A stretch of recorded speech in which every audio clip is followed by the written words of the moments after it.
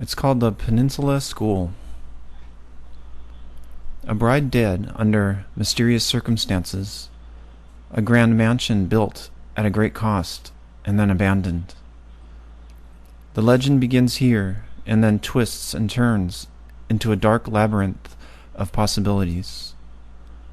The impressive structure built by San Mateo Country Assemblyman James Coleman in 1880 cost $100,000, a fantastic sum in those days.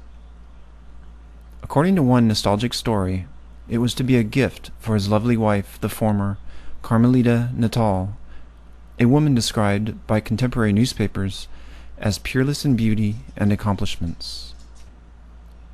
The mansion was nearing completion when a tragic event occurred that cast a somber shadow over the place for more than 100 years.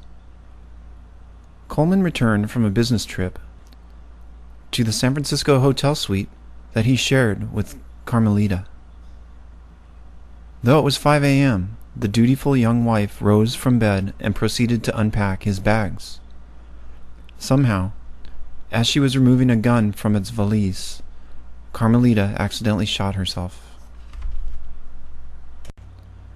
It is said that the distraught bridegroom never set foot in the Peninsula Palace that had only just been completed. The house changed hands several times over the years, no one lingering long. In 1906, a young woman is said to have ended her life there, hurling herself down headlong a steep stairway. When the founders of the Peninsula School purchased the mansion in 1925, they acquired a resident ghost as well. Almost from the beginning, Carmelita Coleman was a loved and feared member of the school community. The romantic tradition of her tenancy has grown with the years, sparked by some very vivid experiences. Yesterday's Victorian elegance has been replaced by today's space-age funk, but the legend of Carmelita is still very real. For more than 50 years, there have been stories of shimmering lights, unexplained footsteps, and pets that refuse to enter the building. Generations of children have told of glimpsing the wraith-like figure of a woman dressed in green. Some say the woman herself is green. Once, an entire class saw the apparition. Ken Cole, a former caretaker, remembers quite vividly being awakened at 3 a.m. one summer morning by the sound of footsteps. I had been sleeping on the couch in the staff room, he recalls. The footsteps seemed to come from the room just above me on the second floor. I lay there absolutely petrified. Finally, Cole forced himself to track the sounds. They grew louder and louder as he climbed the stairs. Then, just as he reached the landing, a door opened before him. He entered, and the door closed behind him. The room from which the footsteps had seemingly come was empty. The only window was closed. Opening it, Cole looked down. It was a 40-foot drop to the ground below, and there was no indication of anyone having taken that exit. The house was quiet now. Whoever or whatever had been there was gone.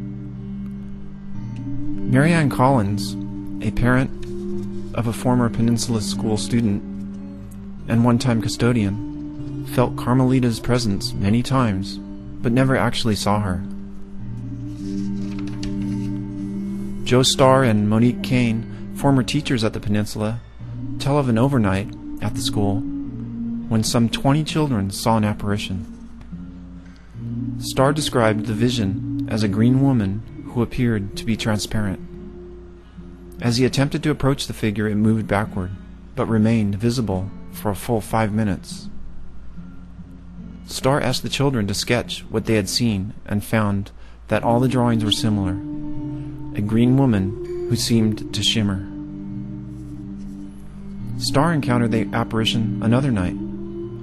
This time the green lady confronted him in a black hallway when he was all alone. He flipped the light switch, but nothing happened. Man and ghost stared at one another for a few very long moments. Then the vision simply disappeared. Many of the students are quite blasé about their ghost. "I see it all the time," Sean Kelman told an interviewer. "She's green." Panos told of running through it, to the amazement of a group of playmates. Barney Young, former director of the school, believes the ghost to be a benevolent one, pointing out that no one has ever been hurt by it. "The Green Lady has a way of taking hold of us. Kids may start out by being rather skeptical. 'I don't believe in that kind of stuff,' a newcomer will say. 'I always think to myself, just ask him about the ghost in another year, after he's been here at night sometime. That's enough to make a believer of anyone.' Often kids will say, 'Come quick, there's a ghost.' Teachers think they're being put on until they see it too.